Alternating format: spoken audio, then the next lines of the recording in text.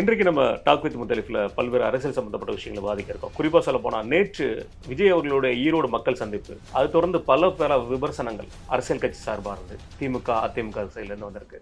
இதை தொடர்ந்து நேற்று கிளாம்பாக்கத்தில் செவிலியர்கள் அவருடைய போராட்டம், அது ஒரிஜினல் நேரில் சென்றிருக்கிறார். இன்றைய வரைக்கும் இப்போது வரைக்கும் அமைச்சர்களோ திமுக சார்ந்து யாரும் செல்லவில்லை. அமைச்சர்களுடைய பதில் அறிக்கை கொடுத்திருக்கிறார். இதே மாதிரி பல்வேறு விஷயங்கள் நம்ம இன்னைக்கு இருக்கு பேச இருக்கோம்.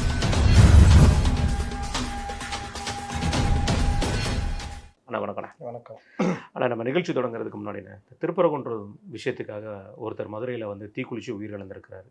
இவ்வளோ தூரத்துக்கு போராட வேண்டிய அவசியம் இருக்குமாங்கிறது தெரில. ஏன்னா போராடியாவது தீபத்தை பார்க்கணும்னு நினைக்கிற ஒரு பக்தி இருக்கும், கேள்விப்பட்டிருப்போம். இன்றைக்கி அப்படி ஒரு விஷயத்துக்காக ஒரு உயிர் இழந்திருக்காங்க. அந்த குடும்பத்துக்கு ஆழ்ந்த இரங்கலும். இந்த மாதிரி விஷயங்களை கொஞ்சம் அவாய்ட் பண்ணலாம், போராட்ட வடிவு இது இல்லைங்கிற மாதிரி விஷயத்தையும் பதிவு செய்ய விரும்புகிறேன். உங்களுடைய பதிவு இதை தற்கொலை எதுக்குமே தீர்வு இல்லைன்றது தான் எல்லாருடைய பொதுவான வாதம். அப்புறம் இந்த மாதிரி விவகாரங்கள் சட்டத்தின் பிரச்சனை முன்னாடி எப்போ வேணாலும் தீர்க்கப்படலாம், அல்லது தீர்க்கப்படாமலே போகலாம். இந்த மாதிரி ஒவ்வொரு விஷயத்தையும் எடுத்துக்கிட்டு தற்கொலைன்றது பார்த்தா அப்புறம் அவங்களுக்கு குடும்பம் இருக்குது. இன்றைக்கி அந்த குடும்பம் இன்றைக்கி நிர்கதியாக இருக்கிற நிலமை இருக்குது. அதனால் இது தீர்வு இல்லை அப்படின்றதான் நம்மளுடைய இது. பாஜக தலைவர்களும் அவர்களும் அஞ்சலி செலுத்தியிருக்காங்க. முடிந்தால் அந்த குடும்பத்துக்கு என்ன உதவியோ அதை பண்ணணும். குழந்தைகள் ஏதாவது படிக்கிற மாதிரி இருந்தால் அவங்க படிப்புக்கு ஏற்ற உதவி, இந்த மாதிரி விஷயம் சொல்லி பார்த்துக்கணும் அப்படின்றதான் அவருக்கு செய்யக்கூடிய இதுவாக இருக்கும். இந்த தீக்குளிப்பு போராட்டங்கிறது எப்போ தமிழ்நாட்டில் ஃபேமஸ் ஆச்சு? இந்த தீக்குளிப்பு போராட்டமே பெரும் பேசப்படும் பொருளாகவே மாற்றப்படுது. எப்பாவது ஒரு தலை ஆக்சுவலாக ஈழ பிரச்சனையை ஒட்டி வரும்போது ஒரு தீக்குளிச்சு இந்த மாதிரி விஷயங்கள் நம்ம இந்திய எதிர்ப்பு போராட்டம் கட்சியில் தலைவரை நீக்கினால எம்ஜிஆரை நீக்கினதுக்கு, வைகோவை நீக்கினதுக்கு 6 பேர் தீக்குளிச்சதுக்கு இந்த மாதிரிலாம் இருக்குது. உணர்ச்சி வயப்பட்டு ஒரு விஷயத்தை அணுகிறதுன்றது கடைசியில் இந்த மாதிரி தான் போய் முடியும். எதையும் உணர்ச்சி வயப்பட்டு அணுகக்கூடாது. அன்றைக்கி வைகோக்காக தீக்குளித்தவர்கள் குடும்பம் இன்றைக்கி வைகோ அதே எந்த திமுக தீ குளித்தாங்களோ இன்றைக்கி அந்த தியாகம் என்னாச்சு? இன்றைக்கி அவர் திமுகவுடைய நான் போர்வாளாக இருப்பேன் போர்வாள. அதனால் அந்த மாதிரி பல விஷயங்களுக்கு அந்த தியாகமே ஒன்றும் இல்லாமல் போயிடும். அதனால் இதெல்லாம் தீர்வு அல்ல அப்படின்றதான் நம்முடைய குடும்பத்தை பாருங்கள். அரசியல் ஓகே, தெய்வத்துடைய அந்த வேண்டுதல் ஓகே, அதை தாண்டி இந்த அளவுக்குலாம் பண்ணுறதுன்றது தனிப்பட்ட முறையில் அந்த குடும்பத்துக்கு தான் இழப்பு. அதே மாதிரி இந்த திருப்பரங்குன்றம் கேஸில் தமிழக அரசாங்கத்தோட அந்த வாதம் மீண்டும் மீண்டும் ஒரு சொதப்பல் செயலே போயிருக்க மாதிரி தெரியுது. இதுவே அவங்களுக்கு ஒரு மிகப்பெரிய பேக் ஃபேர் ஆக வாய்ப்பு இருக்குமான. அது நேற்று சொல்லும் போது கூட மீண்டும் இது தீபத்துக்கான ஏற்ற தூண் கிடையாது, சமணர்கள் தூண், தொழில் துறையிலேருந்து சொல்லியிருக்காங்க. அதுக்கு முன்னாடி சர்வை கல்லுங்கிற மாதிரி சொன்னாங்க. மாறி மாறி அவங்களே அவங்களுடைய வாதத்தை பின்தங்கி போயிட்டுருக்காங்களா? எப்படி பார்க்குறீங்க அது? இந்த விவகாரத்தில் ஆரம்பத்திலேயே இவர்கள் புத்திசாலித்தனமாக நடக்கணும்னா இந்து முன்னணியை ஒன்றும் இல்லாமல் ஆக்கணும் அப்படின்னா கோர்ட்டு உத்தரவு, நான் ஒன்றும் செய்யலப்பா, கோர்ட்டு உத்தரவு போட்டுக்குன்னு ஒரு 3 அதிகாரிகள் அறநிலையத்தில் வச்சு ஏற்றி விட்டுருந்தா அந்த பிரச்சனை அன்னையோட முடிஞ்சு போயிட்டு. ஆனால் இதில் நாங்கள் அதை பண்ணணும் எல்லாரையும் உள்ளே இழுத்து விட்றாங்க. இஸ்லாமியர்கள் இதுக்குள்ளேயே வரல. ஆனால் இஸ்லாமிய அந்த வக்புன்றது இஸ்லாமிய சொத்துக்களை பாதுகாக்கிறது இஸ்லாமியர்களுக்கான இதுதான். ஆனால் இதிலெல்லாம் வக்பு போர்டு தலையிடுது. இன்னை வரைக்கும் வக்ஃப் போர்டுனால ஒரு எளிய இஸ்லாமியர்கள், ஏழை இஸ்லாமியர்களுக்கு ஏதாவது பயன் இருக்கா? நானும் பலரையும் கேட்டேன், எதுவுமே ஒன்றும் கிடையாது. ஒரு வக்ஃபு ஸ்கூலு, ஒரு வக்ஃபு பள்ளி, ஒரு வக்ஃபு ஹாஸ்பிட்டலு, ஒரு வக்ஃபு கல்லூரி, ஒரு வக்ஃபு திருமண மண்டபம், வக்ஃபு மூலம் ஏழை இஸ்லாமிய பெண்களுக்கான தொழில் உதவி, ஏழை இஸ்லாமியர்களுக்கான தொழில் உதவி. இந்த ஹஜ் யாத்திரைக்காக ரூபா கொடுக்குறாங்களாண்ணே வக்ஃபு? அதுவும் கிடையாது. ஹஜ் யாத்திரைக்கு உங்களுக்கு குரானே என்ன சொல்லுதுன்னா, உன்னால் முடிஞ்சாதான் நீ போகணும் தான் சொல்லுது. ஓகே, நீ கடன் வாங்கிலாம் போகணும்லாம் சொல்லலை. அதுலேயும் நீ உன் தாய் தந்தரே அனுப்பு, அதெல்லாம் முடிச்சுட்டா உனக்கு எந்த இதுவும் இல்லைன்னா நீ போ, அப்படி தான் ஹஜ்ஜி சொல்லுது. 5 கடமையில் ஒன்று இருந்தாலும் எல்லாராலும் அது முடியாதுல்ல. கண்டிப்பாக. அப்போ நீங்கள் தண்டல் வாங்கிட்டு அது வாங்கிட்டு போயிட்டு கடனாளியாக இருக்கலாம் மார்க்கம் சொல்லலை. அதனால் இதுக்கு ஹஜ்ஜிக்கு உங்களுக்கு மானியம் கொடுக்கறது போன கவர்மெண்ட்டில், அதிமுக கவர்மெண்ட்டில் பண்ணாங்க. கிறிஸ்தவர்களுக்கும் ஜெருசலம் போகிறதுக்குலாம் பண்ணாங்க. அதனால் அந்த மாதிரி அது தனி, இது தனி. இந்த வக்ஃப் போர்டு இடங்கள் சொல்கிறேன், அவ்வளோ சொத்து வச்சுருக்கீங்க, ஏழை இஸ்லாமியனும் பண்ணல. இந்த மாதிரி விஷயங்களுக்கு இது தேவையில்லாத ஒரு இதுவாக மாறும். தர்கா பள்ளிவாசல்ன்றாங்க, தர்காவில் தொழுகை நடக்குதுன்றாங்க, அன்றைக்கே பேசிட்டோம். ஆமாம். அதனால் இந்த மாதிரி விஷயங்கள், முன்னுக்கு பின் முரணான விஷயங்கள், இது எல்லாம் தலையிட்டு அப்புறம் அரசு அதிகாரிகளை, அறநிலைத்துறையுடைய வேலை இது கிடையாது. இது வேலையே கிடையாது. அறநிலைத்துறை ஆன்மீகம் பேசிகிட்டு இருக்குது. நீ அறநிலைத்துறைனா நெறிப்படுத்துகிற ஒரு இதுதான், கவர்மெண்ட் செட்டப் தான். நீயே ஆகம இதெல்லாம் பேசுறதுக்கு ஆள் கிடையாது. அப்போ அந்த இடத்துல வந்து அந்த விஷயங்களை பண்ணுறீங்க. சரி, அது நீங்கள் பண்ணுங்க, பேசுங்க, நியாயம் இருக்குதுன்னா பண்ணுங்கன்றேன். ஆனால் அவர் 1ஆம் தேதி தீர்ப்பு கொடுத்த அன்னைக்கு நீங்கள் பெஞ்சுக்கு போயிருக்க வேண்டியதானேன்றேன். இமீடியட்டா போட்டுக்கலாம் கண்டெம்ட். நீங்கள் அதை விட்டுட்டு 3ஆம் தேதி வரைக்கும் இழுத்துட்டு அது ஒரு பெரிய மோதல் மாதிரி போக்க உருவாக்கிட்டு அதுக்கப்புறம் உட்காந்து வியாக்கியானம்லாம் பண்ணுறது எப்படி சரியாக இருக்குன்றது தான் கேள்வி. எல்லாருடைய கேள்வியும் அதுதான். உச்சநீதிமன்றத்திலேயும் அந்த வழக்கு விசாரணை அதுவும் போய்கிட்டு இருக்குது. இங்கேயும் இப்போ தீர்ப்பு ஒத்தி வச்சுருக்காங்க பெஞ்சு. அதனால் அது எப்படி போகுதுன்னு தீர்ப்பை ஒட்டி நம்ம வந்து பார்ப்போம். இந்த விஷயத்துல இப்படி இருக்கும்போது சந்தனக்கூடு விஷயத்துக்காக மீண்டும் ஒரு அனுமதி, அதாவது அங்க இருக்கிற சிக்கந்தர் தர்காவுக்கு சந்தனக்கூடு விஷயத்துக்கு அனுமதி அப்படிங்கிற மாதிரி சொல்லியிருக்காங்க. இதுக்கு தீபத்தூர்ல விளக்கேத்த போனா வந்து 144 தடை உத்தரவு, கலவரங்கள் வர வாய்ப்பு இருக்குன்னா இந்த விஷயத்தை எப்படி பார்க்கறது? இது அதை எப்படி நீங்கள் அப்படி பார்க்க முடியும்? சந்தன கூடு திருவிழான்றது அங்கே வழக்கமாக நடக்கக்கூடியது. அதனால் அதுக்கு அனுமதின்றதெல்லாம் நீங்கள் அதையும் இதையெல்லாம் இணைச்சி பார்த்துட்டு இருக்க முடியாது. இது தீபத்தூணில் விளக்கேற்றிருந்தது அரசியலாக்கப்பட்டது. அதே நான் தான் சொல்கிறேனே, ஒரு அரசு நினச்சிருந்தா அதை சாதாரணமாக அறநிலைத்துறை கோயில் அதிகாரிகள் போய் ஏற்றி விட்டு மேட்டரை முடிச்சிருக்கலாம். அது அந்த பிரச்சனை அவ்வளோ பெருசாக ஆச்சுன்றதுக்காக இதை வந்துட்டு அனுமதி கொடுத்து எப்படின்றதெல்லாம் அப்படி பொருத்தி பார்க்க முடியாது. அது வேறு, இது வேறு. இல்லை, இப்போ ஒரு பிரச்சனை நடந்துட்டு இருக்கும்போது இந்த அனுமதி கொடுக்குறதுங்கிறது எப்படி பார்க்க? பிரச்சனை என்ன இவங்களுக்கு அவங்களுக்குமா? நீங்களும் அப்படி எப்படி யோசிப்பீங்க? புரியுது. பிரச்சனை இன்னைக்கு இஸ்லாமியர்களே வந்து அந்த இறந்து போனவருக்கு வந்து அஞ்சலி செலுத்த வந்திருக்காங்க. இஸ்லாமியர்கள் எல்லாருமே வந்து இன்னைக்கு பார்த்துருக்காங்க. ஸோ அவங்களுமே இந்து பேப்பரில் ஒரு இது வந்திருக்குது, பெரிய ஆர்டிகல். ஒரு பள்ளிவாசல் ஒரு இது வந்து கோயிலுடைய இது வந்து எப்படி இந்துக்களும் முஸ்லீமும் ஒற்றுமையாக இருக்காங்க. இதுதான் நம்ம நாடு. அதனால் இதை யார் உருவாக்க நினச்சாலும், அது இந்து மதத்தின் பேரால் உருவாக்க நினச்சாலும், அரசு அதை எதாவது பண்ண நினச்சாலும், அல்லது மத நம்பிக்கை இல்லாதவர்கள் நினச்சாலும், யார் நினச்சாலும் அதில் இந்த மண்ணுக்கு இடம் இல்லை அப்படின்றது தான் யதார்த்தம். ரைட்ண்ணே. இதில் ஒரு வார்த்தை அக்கா தமிழிசை அக்கா ஒரு வார்த்தை சொல்லியிருக்காங்க, தீபத்தூணில் விளக்கேற்றாமல் இருக்கிறதுக்கு முதலமைச்சருக்கு வந்து ஒரு ஈகோ பிரச்சனை இருக்குது அப்படிங்கிற மாதிரி சொல்லியிருக்காங்க. கிட்டத்தட்ட என்ன கேட்டால் அந்த மாதிரி தான். அது மாதிரி எந்த மாதிரியான ஈகோனா? ஏதாவது நீதிபதிக்கும் எனக்கு ஒன்றான ஈகோவா, அல்லது எந்த மாதிரியான ஈகோன்னு சொல்லி அக்கா சொல்ல வராங்க? இந்து முன்னணி வந்து போடுது வழக்கு. அந்த வழக்கு வந்து நீதிபதி, தனி நீதிபதி இவங்களுக்குமே பல பிரச்சனைகள் ஓடிட்டு இருக்குது. நீங்கள் இவர்கள் அவரை விமர்சிக்கிறத பார்த்தாலே தெரியும், அந்த அளவுக்கு விமர்சிக்கிறார்கள்.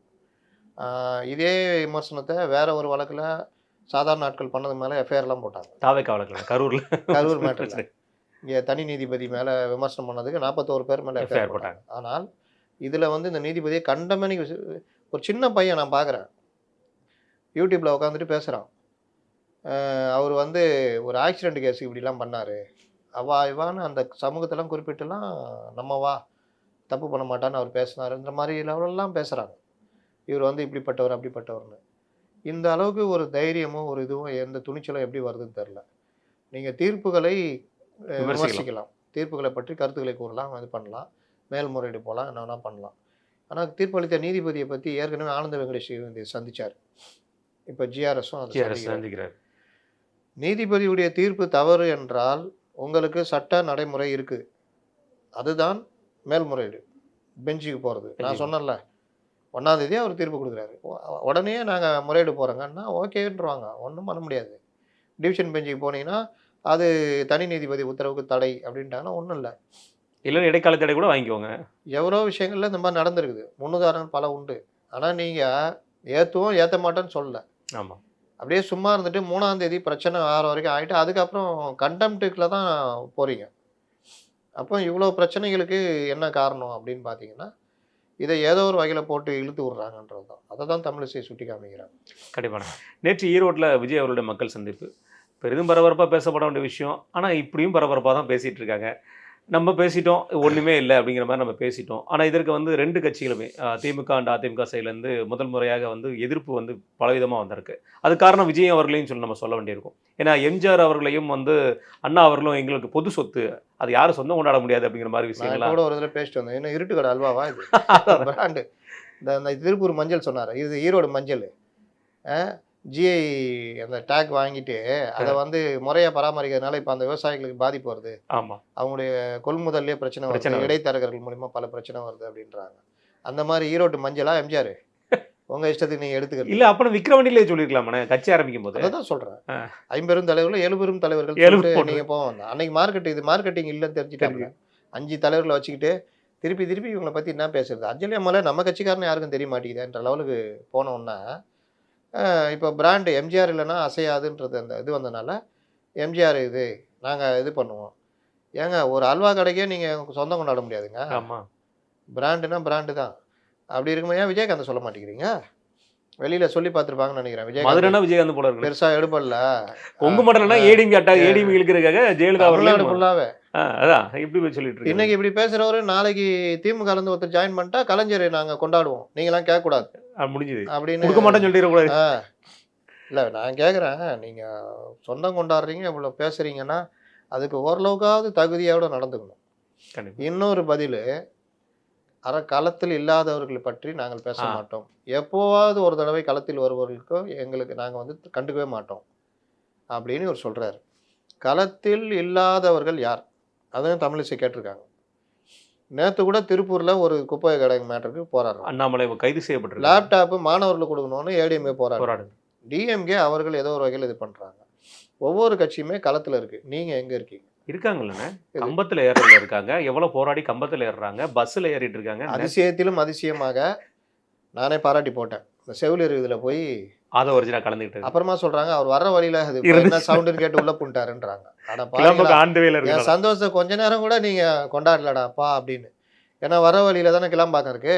அவரே சொல்லிட்டாருன்னா ஐயோ போராட்டத்தில் உட்கார்ந்து இருக்கும்போது சொல்றாங்க, நாங்கள் வந்துட்டு இருந்தோம், கேள்விப்பட்டு அதான் வந்துட்டு அப்படியே ரைட்டு எறா ரைட்டு அப்படி திருப்பிடா ரைட்டு அப்படின்னு திரும்பிட்டாப்ல அப்படின்னு.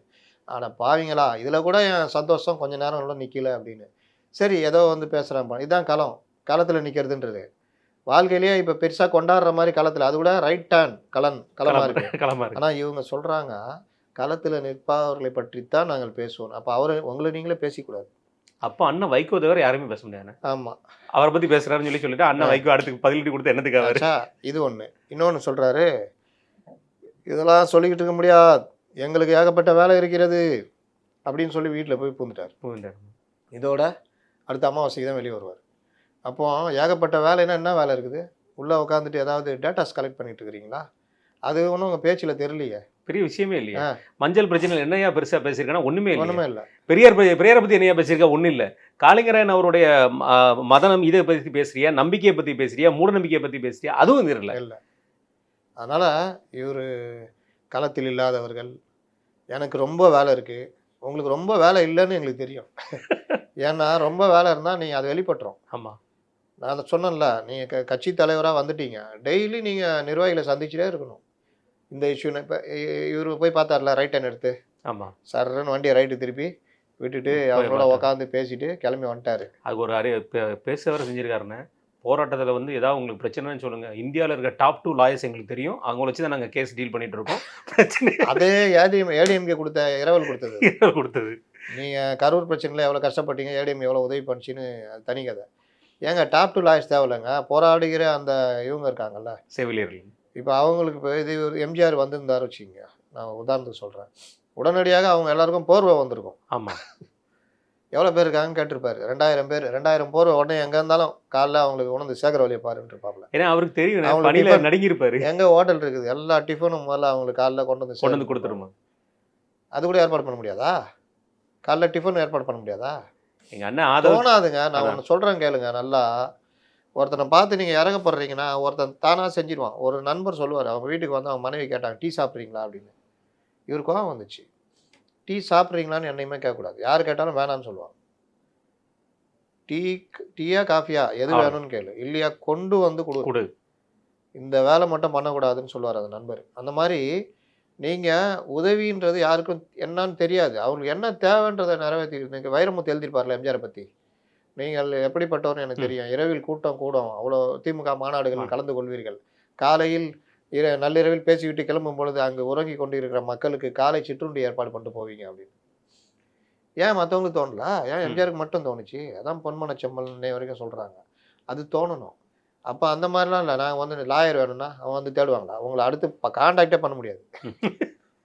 யார் மூலமாக கான்டாக்ட் பண்ண? ஏன்னா அங்கே வந்ததில் கூட அங்கே இருக்கிற மாவட்ட செயலர் பொறுப்பில் உள்ள அவனும் இல்லைண்ணே. எப்படி இருப்பான்? நீ தான் ரைட் எடுத்து போனது தானேங்க, நீங்கள் வந்து இதுக்காக வந்தது இல்லைல்ல. அதனால இது இப்போ அறிக்கை வந்துச்சா? எடப்பாடி பழனிசாமி அறிக்கை விட்டுருக்காரு, எல்லாரும் விட்டாச்சு. அன்புமணி அறிக்கை விட்டுருக்காரா? இல்லை, நேரம் வாங்கணும்ண்ணே, இப்போதான் ஆயிருக்கு. அவ்வளோதான். இதுதான் இவர்கள் களத்தில் இருப்பது. இந்த லட்சத்தில் களத்திலாம் எப்போதாவது களத்தில் இருப்பதுன்னு சேர்த்துக்க வேண்டியதான். களத்தில் முன்னாடி எப்போதாவது வாய்மையே வெல்லும்னு ஒரு இதை போர்டு ஆர் பார்த்திபன் ஒரு இதில் பண்ணியிருப்பார், வாய்மையே போட்டு எப்போதாவது வெல்லும் அப்படின்னு. அந்த மாதிரி ஒரு எப்போதாவது களத்தில் இருப்பவர்கள் வந்து களத்தில் இருக்கிறவர்கள் பேசிக்கிட்டு இருக்கிறாங்க. இவர்களுக்குன்னு சொந்த இமேஜ் இல்லைன்றது தெரிஞ்சவொன்னே இருட்டு கடால்வா மாதிரி எங்கள் எம்ஜிஆர் எங்கள் அண்ணான்னு எடுத்துக்கின்னு ஊட்டின்னு இருக்காங்க. இதுதான் அவருடைய நிலைமை. இதற்கு வந்து அதிமுக சார்பா அண்ணன் ஜெயக்குமார் அவர்கள் வந்து ஒரு சரியான பதிலடி கொடுத்துருக்கிறாரு. எப்பா நீ வந்து யாரை களத்தில் இல்லைங்கிற மாதிரி விஷயத்த சொல்லி நீங்கள் சொன்ன மாதிரி அந்த பதிலையும் கொடுத்துட்டாரு. முகமூடி அணிஞ்சிட்டு வந்திருக்கீங்க. அதிமுக வந்து சொன்ன தீய சக்திங்கிற வேர்டை எடுத்துட்டு முகமூடி அணிஞ்சிட்டு வந்திருக்கீங்க. உங்களுடைய சுயரூபத்தை காமிங்க அப்படிங்கிற விஷயத்தையும் சொல்லியிருக்காரு. நான் சொன்னல தீய சக்தி தீய சக்தி தீய சக்தின்னு நான் யோசிச்சுட்டே இருந்தேன்னு சொன்னேன்ல. மதுரை மல்லி மதுரை மல்லின்னுவான். அது வேறையான அது நம்ம கமெண்ட்ஸ்ல வர போட்டிருந்தோம். ஏங்க மதுரை மல்லி மதுரை மல்லி மதுரை மல்லின்னு அவன் அப்படியே மூக்க பிடிச்சிட்டு டேய் போடா அப்படி அந்த மாதிரி அதை நீங்க மீமாக்கி விட்டாங்க. ஆடா பாவீங்களா இதாண்டா எங்கேயோ வருதுன்னு. அதே மாதிரி இன்னொரு வசனம் பேசுறாரு, அது சீமான் பேசுனது. இது இலவச வரி மக்கள் வரிகளை எடுத்து மக்களுக்கே கொடுத்துட்டு அதை எப்படி இலவசம் சொல்லுவீங்கன்னு கேட்டதா சீமான் சமீபத்தில் பேசியிருக்காரு அவர். அதை எடுத்து இவர் பேசுறாரு. அப்புறம் வந்து கபாலிடா தாவேகாடா எதுவுமே சொந்தமாக இருக்காதா? இதுக்கு தான் நான் சொல்கிறேன், சினிமாக்காரன்ட்ட கொண்டு போய் எழுதி வாங்கிட்டு வந்தா இப்படி தான் இருக்கும். அதுலேருந்து கொஞ்சம் இதுலேருந்து கொஞ்சம் எடுத்து போட்டு உனக்கு உருவாக்குவாங்க. நீங்கள் மனசுலேருந்து நெஞ்சத்துலேருந்து உள்ளத்துலேருந்து மக்கள் பிரச்சனையை உணர்ந்து நீங்கள் பேசணும். ஒரு ஃப்ரைட் ரைஸ் கூட போட மாட்டேங்கிறீங்க, மிக்ஸ் பண்ணி அடிச்சு கூட. ஆமாம், இதுதான் நிலமை. நீங்கள் ஒரு தலைவர்னா அவர் மக்கள் பிரச்சனையை உணர்ந்தவராக நீங்கள் அதுக்கு உணரணும்னா நீங்கள் வெளியில் வரணும், உங்களுக்கு புரியணும். ஒரு நாள் கூப்பிட்டு பேசுனீங்க அந்த 10 புற தூய்மை பணியாளர்களை, இன்னை வரைக்கும் அவங்க பிரச்சனை என்னன்னு யோசிக்கிறீங்களா? அந்த பாரதி அவர் தான் உட்காந்துட்டு சுற்றிக்கிட்டு கைதாகிக்கிட்டு சுற்றிக்கிட்டு போராடிக்கிட்டு இருக்கிறாங்க.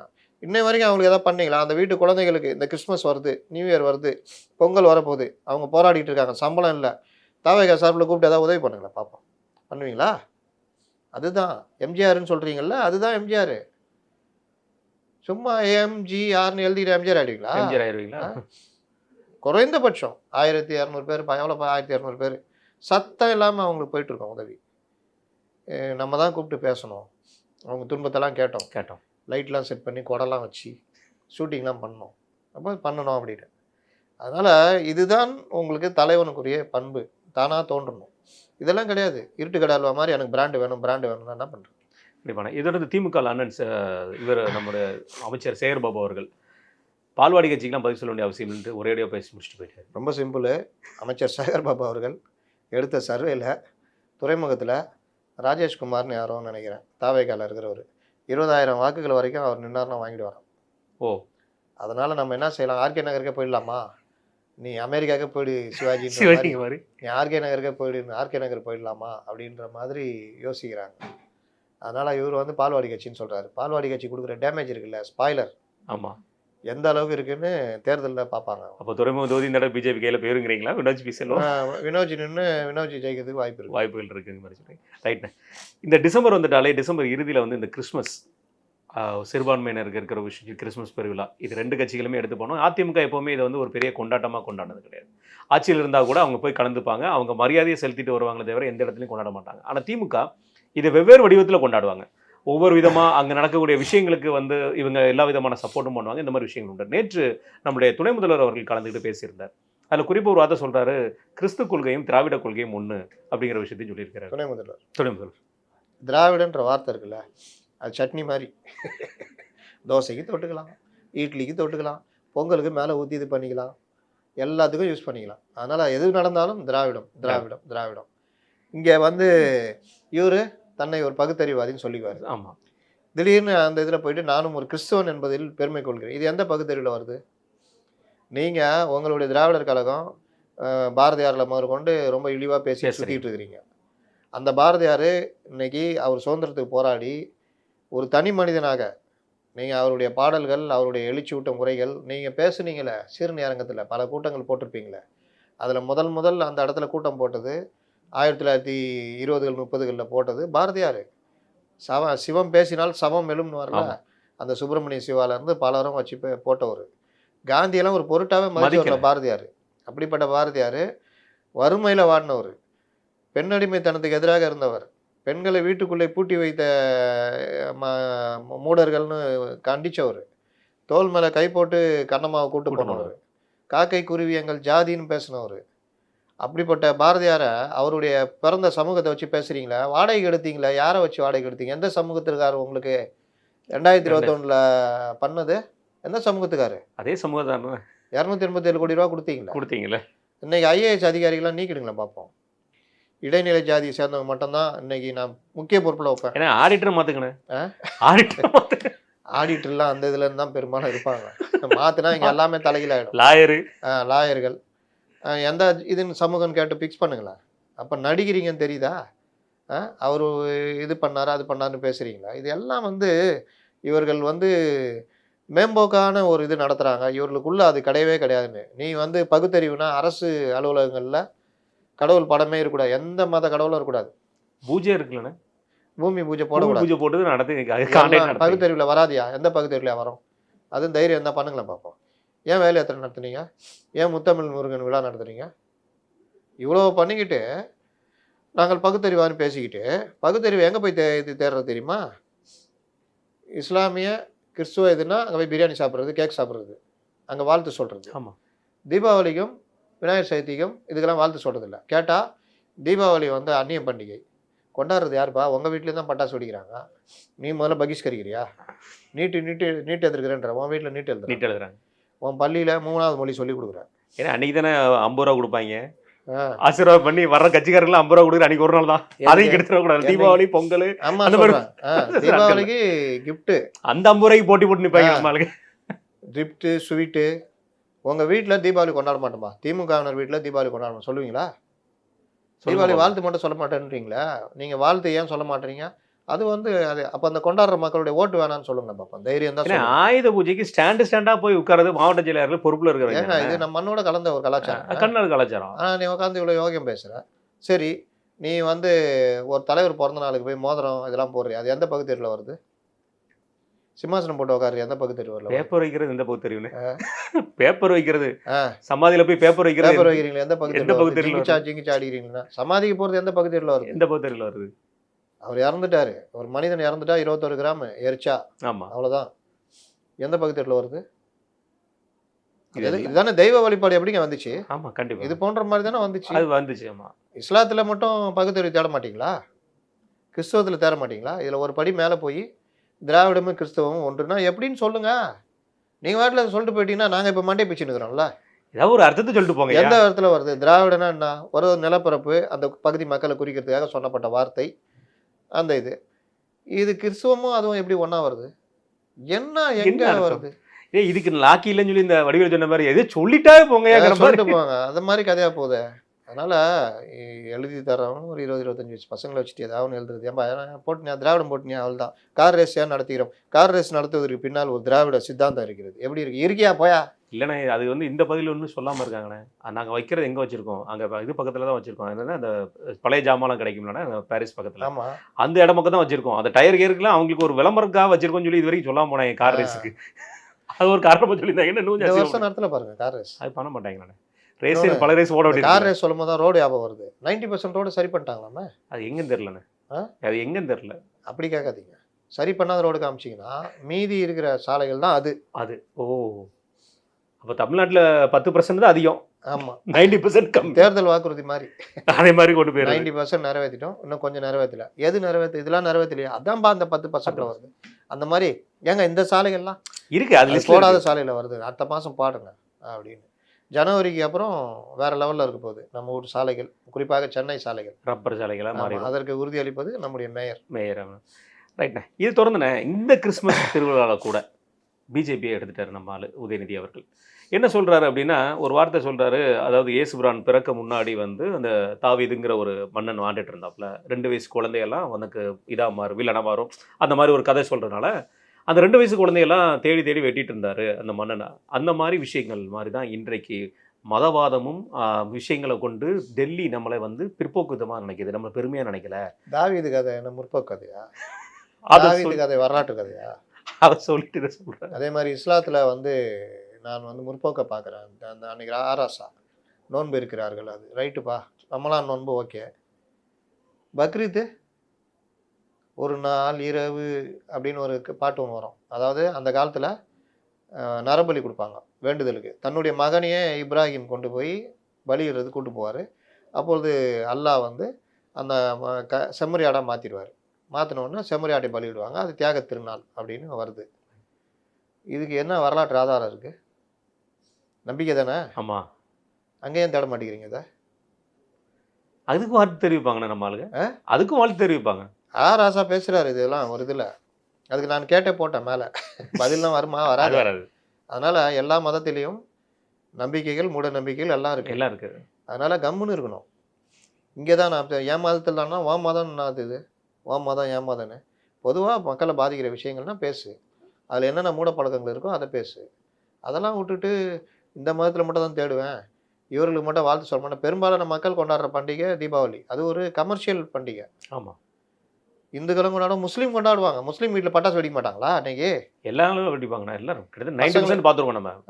ஸ்வீட்டுங்க முஸ்லீம் வீட்டுக்கு யாரும் கொடுக்க மாட்டாங்களா? ஆஃபீஸில் வேலை செய்கிறவங்க ஃபண்டு போட்டு முஸ்லீம் நானும் தீபாவளி கொண்டாட மாட்டேன், ஸ்வீட்டு பட்டாசு வேணாம்னு சொல்லுவாங்க. போனஸ் கொடுக்க மாட்டாங்களா? போனஸ் வாங்க மாட்டாங்களா? போனஸ் வாங்க மாட்டாங்களா? ஏன் அரசு போனஸ் ஏன் கொடுக்குது? தீபாவளி போனஸ் தீபாவளிக்கு பொங்கல் கூட தமிழன் தானே நீ? இதை பல தடவை கேட்டாச்சு. அதனால் இதெல்லாம் உருட்டுன்னு தெரியும். உருட்டோட உருட்டு அதில் திராவிட சேர்த்துக்கணும். தீபாவளிக்கு நாங்கள் ஏன் போனஸ் கொடுக்குறோம் என்றால் அது திராவிடத்தோட சேர்ந்த ஒரு விஷயமாக நீங்கள் பெங்களூர் சைடில் வருது அப்படின்னு பார்க்கணும். எப்படியா பார்க்கணும்? அப்படி தான் பார்க்கணும். முடிஞ்சு போச்சு. ரைட்ண்ணே. அதிமுக சார்பாக கிறிஸ்துவ திருவிழா கொண்டாடி இருக்காங்க. அதில் வந்து நம்முடைய எடப்பாடியார் அவர்கள் வந்து காரசாரமாக பேசியிருக்காரு. அவங்க வந்து அதிமுக ஒரு விஷயம் சொல்லிக்கிறாங்க, அவங்க இந்த மாதிரி உருட்டுலாம் விட்ட மாட்டாங்க, பண்ணவே மாட்டாங்க. பெரியார் அந்த இந்த இதெல்லாம் அவர்கள் இந்த மண்ணோட சேர்ந்துக்கிட்டு என்னவோ. இல்லைண்ணா, எனக்கு ரொம்ப பிடிச்சது என்னன்னா, ஒரு தலைவராக பார்க்க தோணுது என்னன்னா, அங்கே போகும்போது கூட நெத்தியில் விபூதி இட்டுட்டு அவர் என்ன உண்டோ அதே மாதிரி தான் போகிறார். அப்போ தன்னுடைய மதம் வந்து எதுவும் கபிலாம் போட்டுன்னு தனியாக உட்காந்துக்கிற வேலைலாம் நடக்கும். இங்கேயும் ஏதாவது போடணுமாப்பா பாதிரியார்மையோ? அது ஃபாதர் மட்டும் தான். அப்படியா? அப்போ எங்கள் ஃபாதருக்கு உங்கள் ஃபாதர் இல்லைங்க, பொதுவான ஃபாதர் தான் அது போடுவாங்க. அவர் பொதுவான ஃபாதர் தான் அப்படின்னு அதை வேற சொல்லுவாங்க. அவர் தான் பொதுவான. அந்த பொதுவான இல்லைப்பா, எங்கள் மதத்தில் பொதுவான. ஓ அப்படியா? நான் நினச்சா வந்தவொன்னே இதெல்லாம் மாட்டி விடுவீங்க. நான் பட்டம் கொடுக்க போனப்போ எனக்கு மாட்டி விட்டாங்க, அதான் கேட்குறேன் அப்படின்னு. அது பட்டமளிப்பு விழாக்கு மாட்டுவாங்க. நீ கிறிஸ்துவ பெருவிழாக்கெல்லாம் அவர் மாட்டிக்கிறாரு, அதே மாதிரி எனக்கும் வரல வேணாம், அதெல்லாம் ரொம்ப தப்புங்க. இதெல்லாம் அந்த இல்லை இந்த திராவிடத்தில் இது வரும்னு நம்ம சொல்லிக்கலான்னு பார்த்தேன். அது எங்கேயா வரும்? அந்த திராவிடத்துல வருங்கிற மாதிரி இல்லை பேசும்போதுன்னு திராவிடம் தொல்லை தாங்க முடியல. வடிவேல் பாணியில் ஐயோ தமிழகம் தொல்லை தாங்க முடியலன்னு அந்த மாதிரி இந்த கொசு அடிச்சு கொள்ளுங்க. திராவிடம் தொல்லை தாங்க முடியல, எங்கே போனாலும் திராவிடம். அது மாதிரி அதிமுக சார்பாக நடந்த விஷயத்தில் ஒரு விஷயம் பேசியிருக்காருன்னு, ஆடு ஓனாய் கதையை சொல்லி பேசியிருக்காரு. ஓனாய் வேடம் போட்டு வந்திருக்கிறாங்க, இவங்க நம்பாதீங்க அப்படிங்கிற விஷயத்தையும் சொல்லியிருக்காரு. அதே மாதிரி இவங்களோட வந்து விடியல் வருங்கிற மாதிரி சொல்லியிருந்தாங்க. எங்கே வந்துச்சு? சிறுபான்மையினர் நாங்கள் சொல்லுவோம். சிறுபான்மையினர் வந்து 24 நைட்டு 12 மணிக்கு வரும், கிறிஸ்மஸ்க்காக. ஆமாம், அந்த நட்சத்திரம் வரும். அதில் ஒரு வார்த்தை வந்து சொன்னார், அழகாக சொன்னார் நம்ம எடப்பாடியார் அவர்கள். அதாவது இவர் கிறிஸ்துவ, நான் எதுவுமே மதமே எனக்கு இல்லாதவன் அப்படின்னு சொல்லுவார். என்னுடைய மனைவி கிறிஸ்துவன், நான் கிறிஸ்டின்னு சொல்லி கிறிஸ்துவ மேடையில் கலந்துப்பார். அதே மாதிரி இந்துக்கள் வந்து பெரும்பான்மையான இந்துக்கள் எங்கள் கட்சியில் தான் இருக்காங்க, நாங்கள் இந்துக்களுக்கு எதிரி இல்லைங்கிற விஷயம். எங்கள் அப்பா இந்து, எங்கள் அப்பா இந்துங்கிற வச்சு நான் இந்து, எங்கள் அம்மா கூட இந்து, கோயிலாக போவாங்க, ஒட்டகத்துக்கும் பூஜை பண்ணுவாங்கங்கிற மாதிரி சொல்லிடுவாங்க. எப்படி பார்க்குறீங்க இந்த மாதிரியான ஒரு காட்டமான அடி? அதில் வந்து நேற்று வந்து பேர் குறிப்பிடாம ஒருவர் சொல்வார் அப்படிங்கிற மாதிரியே சொல்லியிருந்தார். அவர் பெரும்பாலும் ஏடிஎம்கேல டீசெண்டாக பேசுவாங்க. அதில் நம்ம அண்ணன் சிவி சண்முகம் தான் எப்போவாது அடிப்பார். அதே கூட அன்னைக்கு சொல்லியோ மேடையில் பேசும்போது எப்போ ஃப்ளோவில் வரும், அதை எடுத்துகிட்டு வந்து நீ கேட்டுனுக்கிறேன், தனிப்பட்ட முறையில் கேட்டுப்பார், அவங்ககிட்ட நான் ஜாலியாக பேசுவேன் அப்படின்னு. அந்த மாதிரி அவர் ரொம்ப ஜாலி டைப் தான். அவர் சீரியஸ் ஆகாமல் இருக்கணும். அதான் இன்னொன்றுங்க, சிவி சண்முகம் மட்டும்தான் எனக்கு தெரிஞ்சு சட்டசபையில் நான் பார்த்தது குறிப்புகள் இல்லாமல் பேசுவாருங்க. இந்த நம்பர்ஸ் கூட குறிப்பு இல்லாமல் அப்படி சும்மா ஒரு மாதிரி கையை ஊனிட்டு நின்று பேசுவார். ஜெயலலிதா இருந்தால் அவங்க எப்படி இருப்பாங்க, கிடுகிட்டு நாடிட்டு, அதெல்லாம் இல்லை. குறிப்புகள் இல்லாமல் பேசக்கூடிய ஒரு ரொம்ப பாயிண்ட் அவுட் பண்ணி பேசக்கூடிய அவர் அந்த மாதிரி ஒரு தலைவர். எடப்பாடி பழனிசாமி நேற்று பேசுனதில் பல விஷயங்களில் இன்னொன்று சொன்னார், பாஜகவுடன் எங்களுக்கு இருப்பது தொகுதி உடன்பாடு மட்டும்தான், ஒரு நோக்கத்துக்காக நாங்கள் சேர்ந்து இருக்கோம், இதுதான் கரெக்டு. அதிமுகவை இன்னைக்கு விஜய் எப்படி பார்க்கணும்னு நான் சொல்கிறேன். அதிமுக ஒரு மாறுபட்ட கருத்து இருந்தாலும் இன்னைக்கு அவங்க திமுக வீழ்த்தணும்னு பாஜகவோட கூட்டணி வச்சுருக்காங்க, அதுதான் கரெக்டு. நீங்கள் கொங்கு ஈஸ்வரனும் திருமாவளவனும் காங்கிரஸும் இடதுசாரிகளும் ஒன்றாகிறீங்கல்ல, அந்த மாதிரி தான் இதுவும். நீங்களும் அந்த மாதிரி பண்ணீங்கன்னா ஒரு பெரிய பிளாஸ்ட்டு தான். இல்லாட்டி நீங்கள் பால்வாடி தான். உண்மையிலேயே அவர் சொன்ன மாதிரி பால்வாடி கட்சி ஆகிடுவாங்க. அதனால் அவர் அந்த விஷயங்களை தெளிவுபடுத்தி தான் போகிறாரு. இன்னொன்று, அவர்கள் பாஜகவில் சேர்ந்தனால பாஜக நீங்கள் போன ஆட்சியில் பார்த்தீங்கன்னா பல விஷயங்கள் முருகன்லேருந்து பலரும் பண்ணாங்க, வேல் யாத்திரை அது இது நல்லவோ பண்ண பார்த்தாங்க, எதற்குமே அவர் வந்து இடம் கொடுக்கல. அதில் அவர் தெளிவாக இருந்தார். ஆமாம், இவரை போய் இவனுங்க சொல்லுவாங்க அடிமையாக இருக்காரு அதுன்னு.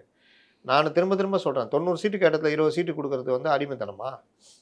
டிடிவியோட கூட்ட வச்சுக்கணும்னா முடியவே முடியாதுன்னு கடைசி வரைக்கும் உறுதியாக இருந்தது அடிமைத்தனமா? ரத யாத்திரைக்கு பெர்மிஷன் கொடுக்காம இருந்தா அடிமைத்தனமா? RSS நீங்கள் வந்து கூட்டணி மீண்டும் வரும்பொழுது அண்ணாமலை நீக்கினா தான் வருவேன்னு சொன்னது அடிமைத்தனமா? ஆனால் இவர்கள் வந்து அந்த அதாவது அவர்கள் வந்து வேற எதுவும் தெரியாது, முகத்தை தொடச்சு அடிமைத்தனம். வேற ஒண்ணு கர்ச்சிப் வச்சு முகத்தை தொடச்சு அது பேர் அடிமைத்தனம். அடிமைத்தனம். காரு மாதிரி பேரை காலும் ஆபத்துக்கு வருது. இதை கண்டுபிடிச்சவனா சொல்றான் பார்த்தீங்களா, அவன் ஐயோ சூப்பராக சொல்கிறான், அப்பா டே அருமடான்ட்டு என் கேரக்டரையே புரிஞ்சுக்க மாட்டேங்குது. அந்த இடத்துக்காக எந்த இடத்துல அந்த வசனத்தை சத்யா வில்லன் பேசுகிற வசனம் அது விஜய் சொல்லியிருக்கணும். வில்லன் பேசுகிற வசனத்தெல்லாம் பேசிக்கிட்டு இருக்கிறீங்க அப்படின்னு நம்மளுக்கு அது ஞாபகம் இருக்கணும் விஜய்க்கு. அவன் அவருக்கே சிலப்பதிகாரத்துலேருந்து எடுத்த வசனமான்ற மாதிரி ஒரு பெரிய ஜோக் மாதிரி. ஆனால் யாரும் சிரிக்கல, அது வேற விஷயம். ஏன்னா அங்கே இருக்கவங்களுக்கு சிலப்பதிகாரம் தெரியாது, அதான் பிரச்சனை. இருந்திருந்தா அது தெரிஞ்சிருக்கும், ஞாபகம் இருக்கும். இது தொடர்ந்து அந்த செவிலியர்களோட போராட்டம் நம்ம வந்து இப்போ கிளாம்பாக்கத்தில் வந்து நடத்த வேண்டிய அவசியம் என்னென்ன இருக்குது? அந்த அளவுக்கு அந்த போராட்டங்களோட வீரியம் என்ன மாதிரி பார்க்கப்படுது? கிளாம்பாக்கத்தில் இல்லைங்க, காலைல போராட்டம் நடத்துகிறாங்க, அவங்கள கைது செஞ்சு பஸ்ஸில் ஏற்றி நைட்டு கொண்டு போய் அங்கே விட்டுறாங்க. ஓ, அவங்கவுங்க ஊரில் எதுனா வந்திருக்காங்களா, அப்படியே ஏறி போங்க அப்படின்னு. அவங்க நான் அங்கேயே உட்காரோன்னு பனியில் விடிய உட்காந்துருந்தாங்க. அப்போ தான் நம்மால் வந்தவர் பார்த்துட்டு என்ன வெளிச்சம் ரொம்ப வெளிச்சமாக தெரியுது, சவுண்ட் ஆகுதுன்னு வண்டி போட்டு போயிருக்காங்க. அதனால் அந்த போராட்டம் நீங்கள் பார்த்தீங்கன்னா கொரோனா காலத்தில் அதிமுக ஆட்சியிலும் சரி, அதற்கு பிறகு அந்த கொரோனாவுடைய இறுதி காலம் திமுகவுடைய ஆட்சியுடைய ஆரம்ப காலத்தில் அவர்களுடைய தியாகங்கள் அவ்வளோ பெரிய தியாகங்கள். மருத்துவர்கள், செவிலியர்கள், தூய்மை பணியாளர்கள், பொது சேவை செய்த போலீஸார், தீயணைப்புத்துறையினர், மற்றவர்கள், இவர்களுடைய தியாகத்தெல்லாம் நீங்கள் இது அதுலேயும் குறிப்பாக மருத்துவத்துறைன்றது நேரடியாக கொரோனா பேஷண்ட்டை ஹேண்டில் பண்ணுறது. அப்போது செவிலியர்கள், அரசு செவிலியர்கள் வேறு, இவர்கள்லாம் வந்து இது மாதிரி ஒப்பந்த இது மூலிமா தான் அவங்களுக்கு கொடுக்கப்பட்ட இது என்னென்னா, உயிரை பணையம் வைக்கிறீங்க, உங்களை நாங்கள் நன்றியோடு நினச்சி பார்ப்போம், உங்களுக்கான என்ன செய்யணுமோ அதெல்லாம் செய்வோம். இவங்க நேராக போய் அவங்க கூட உக்காந்துக்கின்னு சொல்லுங்கள், இதோ இப்போ வருவாங்க, அடுத்த வாரம் வருவாங்க கனிமொழி, சொல்லுங்கள் எதுக்கு கிளாம்பாக்கத்தில் போராடினீங்க? ஓ இதுக்கா சரி சொல்லுங்க, அடுத்த ஆட்சி வரும்போது உங்களுக்கு ஏங்க போன ஆட்சி உங்களுக்கு தான், அது மறந்துடுங்க. அடுத்த ஆட்சி திராவிட மாடல் 2.0 உங்களுக்கு பாருங்க வேற லெவலு. சொல்லுங்க, முடிஞ்சது எல்லாமே அடுத்து தானே. பழைய நாளைக்கு 22ஆம் தேதி பேச போறாங்க, சொல்லுங்க வா யோ 4 வருஷமா போராடி நிற்கிறோம், அதெல்லாம் விடுங்க. அது 2.0 தலையில நாங்கள் வந்து எல்லாம் மாத்துறோம். சொல்லுங்க வா மறுபடியுமா? இல்லைங்க சொல்லுங்க, எழுதிக்கிறாங்க, தேர்தல் அறிக்கை கொடுக்கணும்ல, அதுதான் கூப்பிட்டுருக்காங்க. சொல்லுங்க, அவங்க பாட்டு வேற ஏதோ நினைப்புல வந்துட போறான். அதான் நடக்க போகுது. ஓய்வூதியத்துக்கு குழு போட்டிருக்கோம், அந்த குழு ஆராய்ந்து சீராய்ந்து அடுத்த செப்டம்பர்ல சொல்லும், அப்புறம் அடுத்த அக்டோபர்ல நீங்க இருப்பீங்களா? நாங்க இருப்போங்க. 2.0 நீங்க உத்தரவாதம் பண்ணுவாங்க. இல்ல அமைச்சர் அவர்கள் ஒரு அறிக்கை கொடுத்திருக்காருன்னு, அதாவது சீனியாரிட்டி அடிப்படையில் தான் செவிலியர்களை வந்து நாங்கள் காலி பணியிடங்களை இது பண்றோம், ஃபுல்ஃபில் பண்றோம். செவிலியர்களுக்கு வந்து இப்ப இருக்கிறதுல வந்து பணியிடம் வந்து இப்ப எதுவுமே காலி இல்லை அப்படிங்கிற ஒரு விஷயத்தையும் சொல்லியிருக்கிறாரு. 12 செவிலியர்களுக்கு பேட்டி. பணியிடங்கள் 2 வகையில நிரப்பப்படும். 1 ஓய்வு பெறுறதை ஒட்டி நிரப்பப்படுறது, 2 தேவை அடிப்படையில். இன்னைக்கு WHO இது பிரகாரம் ஒரு நோயாளிக்கு இவ்வளோ பேஷண்ட், இவ்வளோ டாக்டர் இருக்கணும், இவ்வளோ செவிலியர் இருக்கணும் இருக்குது. அந்த அடிப்படையில் நிரப்பியிருக்கீங்களா? அதுதான் கேள்வி. புரியுதா? ஒவ்வொரு மருத்துவமனையிலையும் இப்போ செவிலியர்கள் பற்றாக்குறை, 24 மணி நேரம்லாம் ஒர்க் பண்ணுற லெவலுக்குலாம் போகுது. அப்புறம் கிராம சுகாதார செவிலியர்கள், இந்த மாதிரி பல இது அவங்கள்ட்ட போய் உக்காந்தீங்கன்னா அவ்வளோ கதையாக சொல்லிட்டு இருக்கிறாங்க. நான் என்ன கேட்குறேன், இத்தனை வருஷத்தில் செவிலியர்கள் நீங்கள் நிரப்புறதுக்கு இடமே காலி ஆகலையா? என்ன கதை விட்றீங்க? முதல்ல நீங்கள் அதுக்கு இருக்கீங்களான்றதான் பிரச்சனை. அவர் மனசுக்குள்ள நினச்சிக்குவார், என் கையில் எங்கே இருக்குது தோற, இருந்தாலும் ஏதாவது நினைக்கலாம் அப்படின்ற மாதிரி தான் அவர் நிலைமை. இப்படியே ஓடி போயிடுச்சு 5 வருஷம்.